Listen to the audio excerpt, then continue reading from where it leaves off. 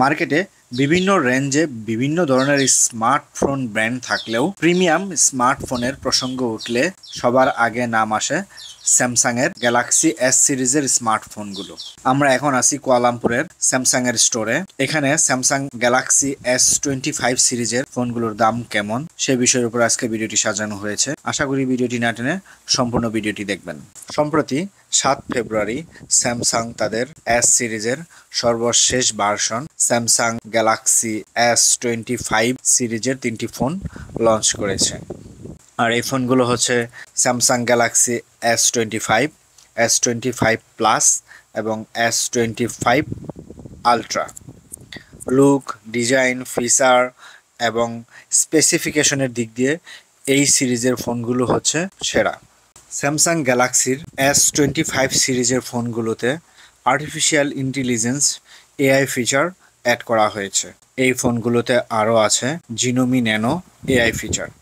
এই AI feature photo তোলা, photo ও ভিডিও এডিট, ইউজার ইন্টারফেস নিজেদের অনুযায়ী রেট করতে পারে এবং পার্সোনালাইজড অ্যাক্টিভিটি সহ বিভিন্ন ক্ষেত্রে ব্যবহার করা যেতে পারে এই ফোনগুলো।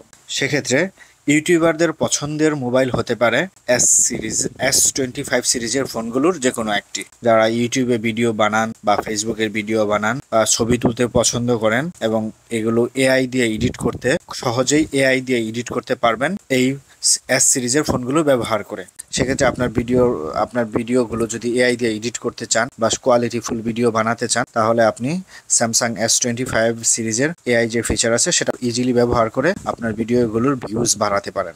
স্যামসাং গ্যালাক্সি S25 আলট্রা ফোনে 3 ন্যানোমিটার ফ্লেক্সিফিকেশনে তৈরি কোয়ালকমের স্ন্যাপড্রাগন 8 ইলিট প্রসেসরও দেওয়া আছে। স্যামসাং গ্যালাক্সি S25 আলট্রা ফোনটি টাইটেনিয়াম দিয়ে তৈরি।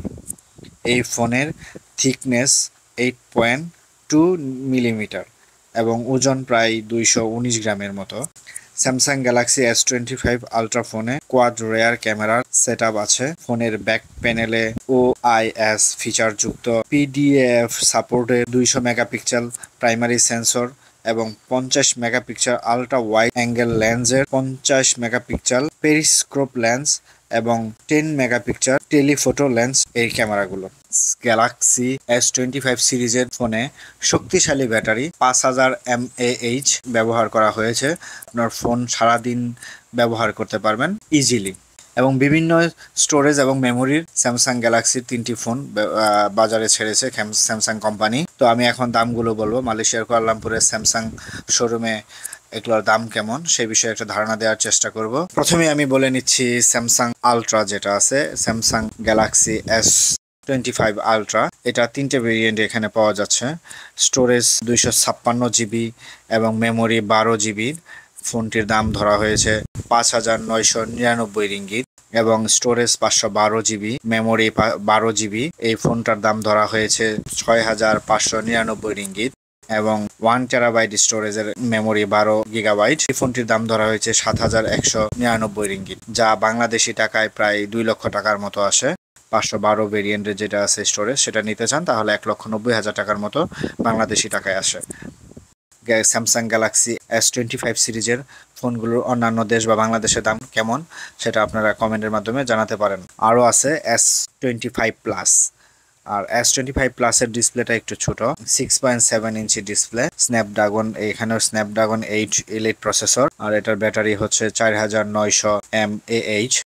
আর এখানে 2টা ভেরিয়েন্টের ফোন পাওয়া যাচ্ছে। এটা স্টোরেজ 256 জিবি এবং 12 জিবি মেমোরি। ফোনটির দাম ধরা হয়েছে 4999 রিঙ্গিত এবং 512 জিবি স্টোরেজের 12 জিবি মেমোরির ফোনটির দাম ধরা হয়েছে 5599 রিঙ্গিত।